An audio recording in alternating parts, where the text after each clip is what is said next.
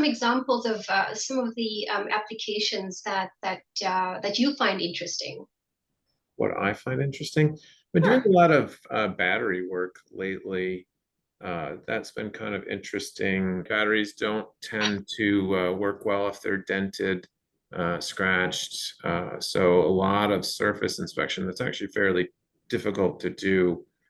Easier now that we have a lot of great AI technology, but everybody wants 100% inspection of their battery cells and all the components that go into that. So it's actually a really complex application that requires a lot of pixels, a lot of resolution, a lot of computing power, because battery manufacturing at this point now is, at a very high speed.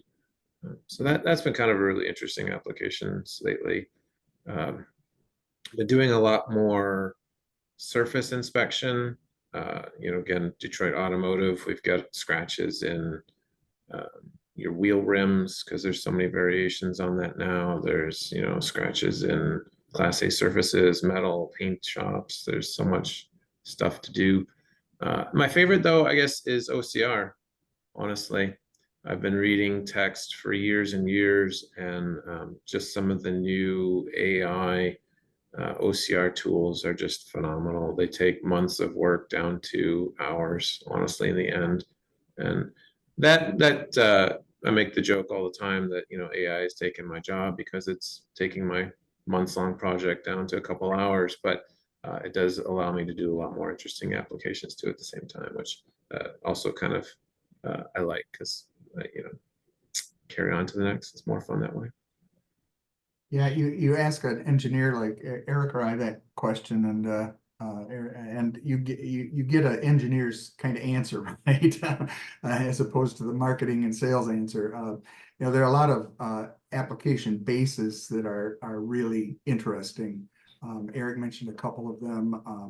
I get into and enjoy getting into some of the more complex ones, particularly 3D imaging, 3D robot guidance, and then advanced things like, which is, well, you can imagine, just to mention the use cases, you can imagine the use cases for such a thing, a system being the eyes of the robot, not just in 2D, but being able to manipulate parts in 3D, and we mentioned bin picking, but there are many other uses for that.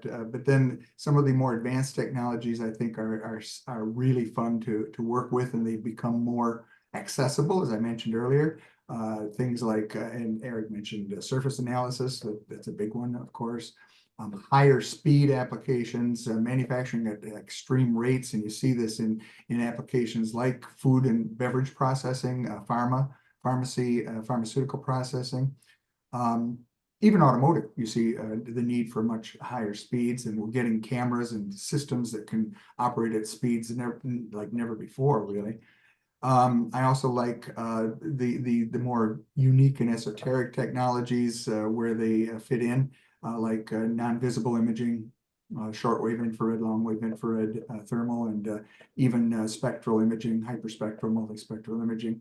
You don't run across the need for those that often, but the advances in those technologies, just like the advances in regular machine vision technologies, for the right applications. Now, I want to emphasize that for the right applications, make that really fun. So, like I said, you're going to get an engineering answer when you ask a couple of engineers what they like to do, but it all works out Hey, for a variety of manufacturing cases. that works for me. I'm very excited that you respond this way, and I want to unpack a little bit of each of those applications.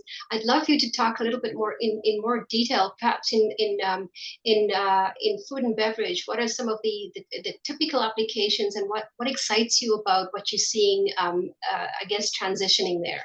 Well, the range of applications in any one given market is always pretty wide.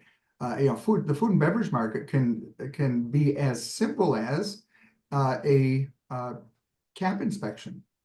Yes, we still need to verify that a cap is put on the bottle and well seated, and the safety seals are there. And these are applications that have been around for some time, but still a need in that type of an industry. So, and that would be, again, playing on Eric's comment, that would be the easy end of the kind of applications we run into.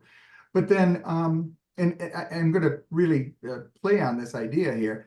What if I want to see whether or not the foil seal underneath the cap has been adhered to the rim of the bottle? Now you've got a cap on there, you can't see it. You know how you do that? You look at it with thermal imaging after the cap has been heated to seal the foil underneath the plastic, and you use thermal imaging to check that. And finally, you could say, what if I want to see a fill level, but the bottle being filled is completely opaque plastic? What do I do then? We use shortwave infrared, which can see through completely opaque plastic.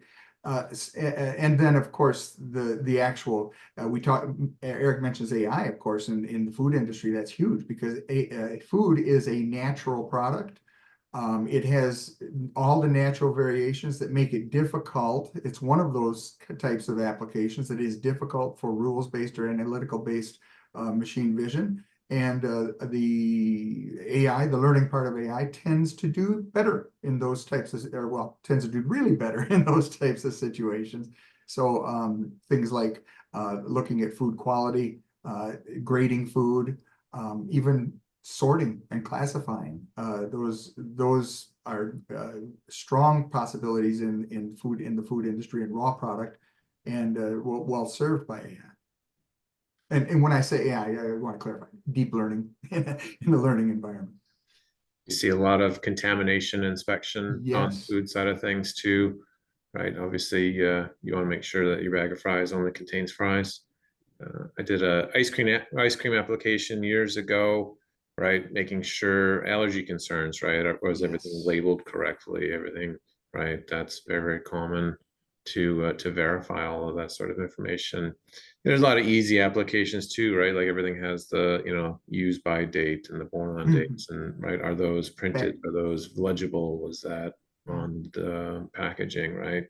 But interesting at food and bev, right? That's a lot more higher speed. So you need, some of those faster sensors, faster imagers, strobing the lights where you can really get that speed going. So that gets to be an interesting challenge too, right? You see that a lot with like the diaper manufacturers, right? They do some crazy high speed stuff. You think about how many diapers are made every second. It's just ridiculous. But and then the inspections that they do, right, too, those are all contamination inspections, making sure they're all layered, making sure they're printed correctly. There's so many different interesting things there. Yes.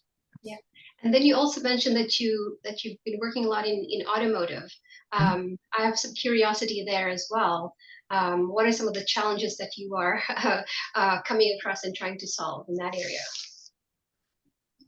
Everybody's looking at more inspection of everything, right? Look at the entire, like I said, we've got a bunch of transmission cases here. They want to say, well, every machine surface, we want to check for porosity and make sure there's no scratches, there's no dents, right? Make sure the machining's correct. So then you look at a transmission case, right? That's a fairly large surface that has a lot of different machine surfaces on it. They want to do 100% inspection of that, right? That's pretty complicated when you start looking at the orientations you have to get, and then some of these you're looking inside holes, right? How do you get into the hole to kind of look for the porosity there? So that gets to be an interesting complex solution in the end. And you're looking at a lot of cameras, right, just to make the cycle time requirements, because then you got to start thinking about, well, I only have 20 seconds to do this entire inspection. How do we pick it up with the robot, manipulate it in front of the cameras, and then get all those images at the same time and run the inspections?